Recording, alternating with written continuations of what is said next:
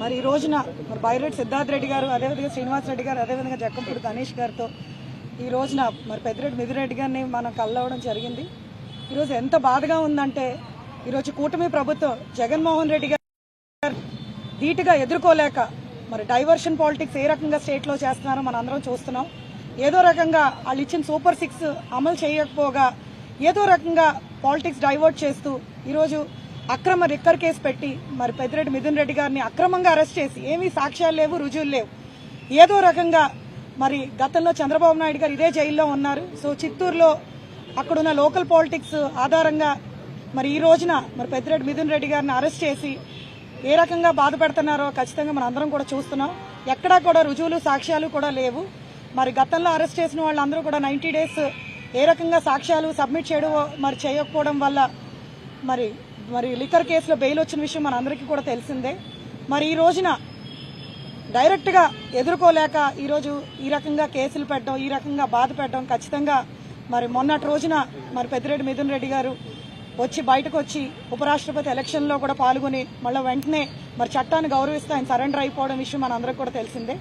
So ఖచ్చితంగా మరి భగవంతుడు మా అందరి తరఫున ఉన్నారు. అయితే మరి మిథున్ రెడ్డి గారిని బాధపడుతున్నారో మరి రానున్న రోజులు ఈ కూటమి ప్రభుత్వం వాళ్ళు ఖచ్చితంగా అనుభవిస్తారని, మరి ఖచ్చితంగా మంచి రోజులు వైఎస్ఆర్ కాంగ్రెస్ పార్టీకి అదేవిధంగా మరి పెద్దిరెడ్డి గారి ఫ్యామిలీకి రాబోతున్నాయని ఖచ్చితంగా ఆ యొక్క ఫ్యామిలీకి మేము అందరం అండగా ఉంటామని తెలియజేస్తూ సెలవు తీసుకుంటాం.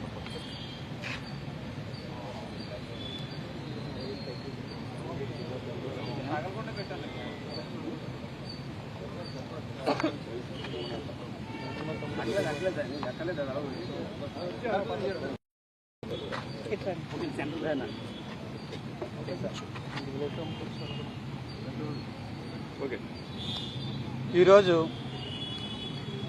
రాజమండ్రి సెంట్రల్ జైల్లో లిక్కర్ కేసులో ఏదైతే ఈ కూటమి ప్రభుత్వం వాళ్ళు అక్రమంగా ఒక కట్టు కథను అల్లి మిథున్ రెడ్డి గారి పైన బనాయించినారో, ఆ లిక్కర్ కేసులో లోపల ఉన్నటువంటి మిథున్ రెడ్డి గారిని కలవడానికి ఈరోజు ఈ రాజమండ్రి సెంట్రల్ జైలుకు రావడం జరిగింది. మిథున్ రెడ్డి గారిది ఈ గవర్నమెంట్ వచ్చిన తర్వాత అరెస్టు జరుగుతుంది అని చెప్పి ఇదేం మాకు పెద్ద ఆశ్చర్యం కలిగించిన విషయం ఏం కాదు. ఎందుకంటే గతంలో తెలుగుదేశం పార్టీ అధికారంలో ఉన్నప్పుడు కూడా మిథున్ రెడ్డి గారి పైన కేసులు పెట్టినారు. ఆయన విద్యార్థి దశల్లో ఉన్నప్పుడు కూడా ఆయన ఎదుగుదలను ఓర్చలేక కేసులు పెట్టినారు. కానీ ఈరోజు సీన్ కట్ చేస్తే ఈరోజు దేశ రాజకీయాల్లోనే చాలా పెద్ద స్థాయికి ఎదిగిన వ్యక్తి మిథున్ రెడ్డి గారు. అంటే పొలిటికల్గా కావచ్చు, వ్యాపార రీత్యా కావచ్చు, ఆయనకున్న పలుకుబడి రీత్యా కావచ్చు, ఆయనకున్నటువంటి కాంటాక్ట్స్ రీత్యా కావచ్చు, ఇండివిజువల్గానే చాలా టాల్ పొలిటీషియన్. కాబట్టి చిత్తూరు జిల్లాకు సంబంధించినటువంటి వ్యక్తి, అటువంటి వ్యక్తి అంత ఎదిగిపోతే, అంత పైన స్థాయిలో పెద్ద స్థాయిలో ఉంటే రేపు ఫ్యూచర్లో తెలుగుదేశం పార్టీకి కావచ్చు, కూటమి కావచ్చు, లేకుంటే నారా లోకేష్ భవిష్యత్తుకు కావచ్చు ఒక ఇబ్బందికరమైన అనే ఉద్దేశంతో ఆయనను ఈరోజు ఒక అక్రమ కేసు, ఎటువంటి ఎవిడెన్సులు, ప్రూఫ్లు, రుజువు కేసులో ఆయనను అరెస్ట్ చేయడం అనేది నిజంగానే చాలా దారుణం. ఒకవేళ మిథున్ రెడ్డి గారు గాన వాళ్ళు ఆరోపిస్తున్నటువంటి మంచి వ్యక్తి కాకపోతే ఇంత తెలుగుదేశం పార్టీ గాలిలో, ఇంత కూటమి గాలిలో ఆయన గెలిచింది ఎవరిపైన? మాజీ ముఖ్యమంత్రి, ఉమ్మడి రాష్ట్రానికి మాజీ ముఖ్యమంత్రి అయినటువంటి కిరణ్ కుమార్ రెడ్డి గారు, మిథున్ రెడ్డి గారు గెలిచినారు. అంటే ఆ రాజంపేట పార్లమెంట్ పరిధిలో కానీ ఆయనకి ఎంత మంచి పేరుంది, ఆ కుటుంబానికి ఎంత మంచి పేరుంది అనేది ఈ రాష్ట్ర ప్రజలందరూ కూడా ఒక్కసారి ఆలోచించమని చెప్పి నేను రిక్వెస్ట్ చేస్తున్నా. ఎందుకంటే కేవలం మెంటల్గా ఆయనని ఇబ్బంది డిమారలైజ్ చేయాలా, ఆయనలో ఉండే కాన్ఫిడెన్స్ ని దెబ్బ కొట్టాలా అనే ఉద్దేశంతో అక్రమంగా కేసులు పెట్టినారు. ఈ లిక్కర్ కేసులో కేవలం A2, A3 యొక్క స్టేట్మెంట్స్ ను రికార్డు చేసి వాళ్ళు చెప్పి మిథున్ రెడ్డి గారిని అరెస్ట్ చేసినారు. కానీ వాళ్ళిద్దరు చేయలే. దాదాపుగా ఈ రోజుకి 50 రోజుల పైన అయింది మిథున్ రెడ్డి గారు అరెస్ట్ అయ్యి. ఈ 50 రోజులలో ఆయనను విచారించాలని చెప్పి ఎవరైనా కస్టడీ పిటిషన్ వేసినారా? వెయ్యలే. కస్టడీ ఎందుకంటే మిథున్ రెడ్డి గారు కస్టడీకి పోతే అడిగేదానికి వీళ్ళ దగ్గర ప్రశ్నలు లేవు కాబట్టి ఇటువంటి కేసులు నిలబడవు. ఏదైతే వాళ్ళ కుటుంబం ఒక 30-40 ఏళ్ల నుంచి సర్వీస్ చేసుకుంటూ వస్తున్నారో, ప్రజలకు సేవ చేసుకుంటూ వస్తున్నారో, అదే వాళ్లకు శ్రీరామ రక్షగా నిలబడతాదని చెప్పి ఈ సందర్భంగా నేను మీకు అందరికీ తెలియజేసుకుంటూ, ఈరోజు రాష్ట్రంలో ఏదైతే అబద్ధాలు చెప్పడం, అబద్ధాలపైన రాజకీయం చేయడం, కథలు చెప్పడం, ఆ కథలను ప్రజలను నమ్మించేది ఒక ఆనవాయితీగా జరుగుతుంది. ఎందుకంటే కానీ ఈరోజు 20-30 వేల మంది అమ్మాయిలు మిస్ అయినారన్నారు. దానికి ఆధారం ఉందా? అధికారంలోకి వచ్చినాక ఎవరైనా దాన్ని నిరూపించినారా? ఒక్క మహిళనన్నా తిరిగి తీసుకొచ్చినారా? ఒక్క కంప్లైంట్ అన్నా నమోదు చేసినారా? చేయలే. లిక్కర్ వల్ల కల్తీ మద్యం దాగి కొన్ని వందల మంది, వేల మంది హాస్పిటలైజ్ అయి చచ్చిపోయినారని చెప్పినారు. ఎక్కడైనా కూడా లిక్కర్ దాగి చచ్చిపోయినట్టు రుజువులుండయా? ఒక్క రిపోర్టు, మెడికల్ రిపోర్ట్ అన్నది ఇచ్చినారా? దానిపైన కేసు నమోదైందా? సోషల్ మీడియాలో పోస్ట్ పెడితే కేసులు నమోదు చేస్తున్నారే, మళ్ళీ ఇల్లీగల్ మద్యం దాగి కొన్ని వేల మంది హాస్పిటలైజ్ అయితే దానిపైన ఒక కేసు కూడా నమోదు కాదా? కావు. ఎందుకంటే అధికారంలోకి రావడానికి, సీఎం కుర్చీలో కూర్చునేదానికి మాత్రమే ఈ ఆరోపణలు అనేటివి పనికొస్తాయి.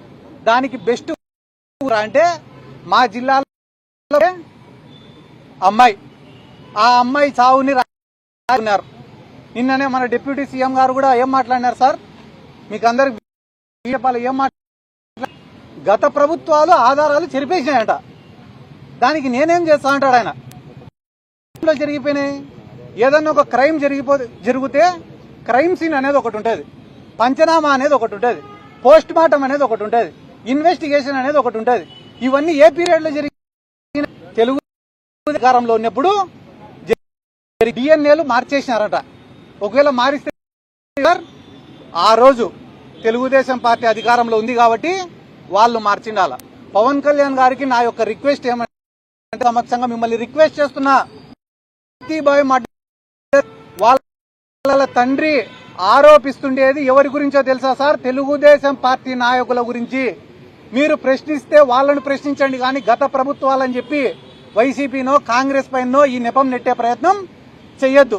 లేదా ఓపెన్ గా నేను చంద్రబాబు నాయుడికి సరెండర్ అయినా కాబట్టి నేను ప్రశ్నించలేననేదన్నా చెప్పేస్తే మేమన్నా కొంచెం ఈ రాష్ట్రంలో సంతోషంగా ఉంటామని చెప్పి నేను తెలియజేసుకుంటూ, ఈ రోజు రాజమండ్రికి రావడానికి ముఖ్యమైన కారణం మా మిథున్ రెడ్డి గారు ఆర్థికంగా కానీ, ఆపదలో ఉన్న వాళ్ళకు కానీ, వ్యక్తిగతంగా కానీ, ఉద్యోగాలు ఇచ్చే విషయంలో కానీ, పొలిటికల్గా కానీ కొన్ని వందల మందికి, వేల మందికి సాయపడినారు, ఉపయోగపడినారు. అటువంటి వ్యక్తులకు, పార్టీ కోసం అంత కష్టం చేసినటువంటి వ్యక్తులకు, జగన్ నమ్మకంగా నిలబడిన వ్యక్తులకు, అంటే కష్టాలలో అధికారంలో ఉన్నప్పుడు అన్ని వేళలా కూడా అండగా ఉన్నటువంటి వ్యక్తులకు మా వంతు మద్దతు ఎప్పుడు ఎల్లప్పుడూ ఉంటుందని తెలియజేయడానికే ఈరోజు రావడం జరిగింది. ఈరోజు మాకు ఇక్కడికి రావడానికి మరొక ముఖ్య కారణమైన గణేష్ గారికి కూడా నా ప్రత్యేక ధన్యవాదాలు.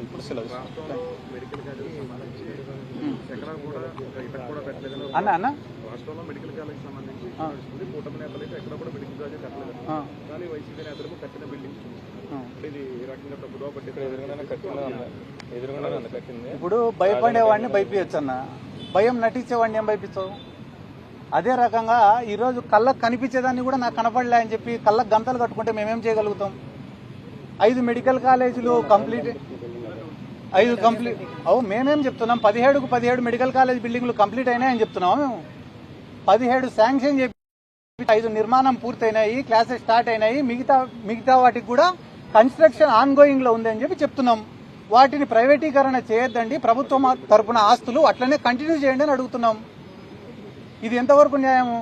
కంప్లీట్ అయిన వాటిని చూపించకుండా కన్స్ట్రక్షన్ లో ఉండే వాళ్ళ దగ్గరికి పోయి పూర్తవరకు న్యాయం? పీపీపీ మోడ్ అనేది ఒక గొప్ప ఆయన అమరావతి గురించి కూడా చాలా, కానీ ఒక ఇటుక పెట్టాలి ఈ రోజు వరకు. ఇటుకల గురించి మాట్లాడితే మనము మెడికల్ కాలేజీలో ఇటుకలు కాదు, అమరావతిలో ఏమి ఇటుక పెట్టినావు, ఏడ పెట్టినావు? నీళ్ళల్లో పెట్టినావా, బయట పెట్టినావా? ప్రతి సంవత్సరం వర్షాలు పడను, డీవాటరింగ్ కి 100 కోట్లు ఎత్తాను. ప్రతి సంవత్సరం కంప చెట్లు మొలసను, అవి కొట్టనికే 100 కోట్లు ఎత్తాను. ఎత్తడమే పనిగా పెట్టుకునే వాళ్ళు కూడా మా జగన్ సార్ గురించి మాట్లాడుతుంటాను. ఇంతమంది విలేకరులు ఉన్నారు కదా, మీ అందరి సమక్షంలో ఒక ప్రశ్న అడుగుతాను నేను. తెలుగుదేశం వాళ్ళు ఈ 15 నెలలు 16 నెలల్లో ఒక్క పని చేసినారా? ఒక్క పని, ఏదైనా ఒక్క పని చేసింటే మీరు చెప్పండి.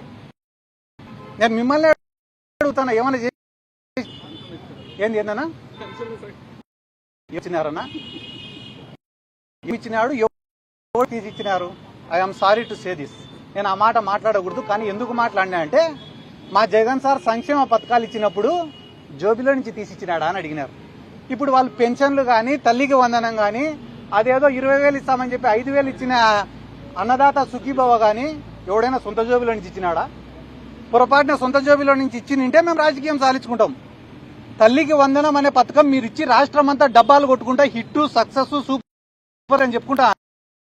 అసలు అనే ఆలోచన అమ్మ ఒడి మా జగన్ సార్ గురించి మేమెంత గట్టిగా చెప్పుకోవాలా, మేమెంత గొప్పగా చెప్పుకోవాలా? చేసుకుంటారన్న, చేసుకునే దానికి ఏమని చెప్పు. యువత తరపున వైసీపీ యువజన విభాగం నుంచి అలాంటి పోరాటం ఉండదు. ఎందుకంటే 20 లక్షల ఉద్యోగాలు ఇస్తానన్నారు. అలాగే యువతకు సంబంధించినటువంటి ఇప్పుడు విడతల వారీగా చేస్తూనే ఉన్నాం. యువత పోరం చేసినాం, ఫీజు రీఎంబర్స్మెంట్ బకాయిలు చేసినాం, నిరుద్యోగ వృత్తి ఇవ్వాలని చెప్పి చేసినాం. ఆల్రెడీ మనం ఏవైతే రేషన్ ట్రక్కుల డ్రైవర్లు ఉన్నారో వాళ్ళందరినీ తీసేసినారో దానిపైన ఉద్యమం చేసినాం. వాలంటీర్లకు 10,000 రూపాయలు జీతం ఇస్తామని చెప్పి దాదాపుగా 2,50,000 మంది పుట్టగొట్టినారు.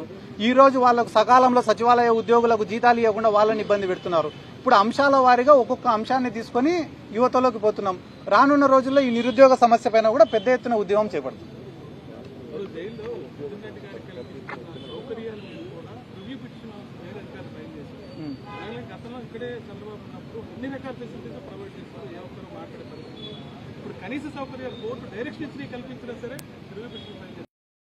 ఇది చాలా దుర్మార్గం కదన్న. ఆ రోజు చంద్రబాబు నాయుడు గారికి అన్ని ఫెసిలిటీస్ ఇచ్చినప్పటికీ కూడా కొన్ని న్యూస్ ఛానళ్లను వాళ్ళకి ఛానళ్లను అడ్డం పెట్టుకొని అడుగడుగునా చంద్రబాబు నాయుడు గారికి అవమానం జరుగుతుంది, వైద్య పరీక్షలకు కూడా ఏం సదుపాయాలు కల్పించడంలే అని ఇటువంటి తప్పుడు ప్రచారాలు చేసి ఒక సింపతి గెయిన్ చేయాలని చూసినారు.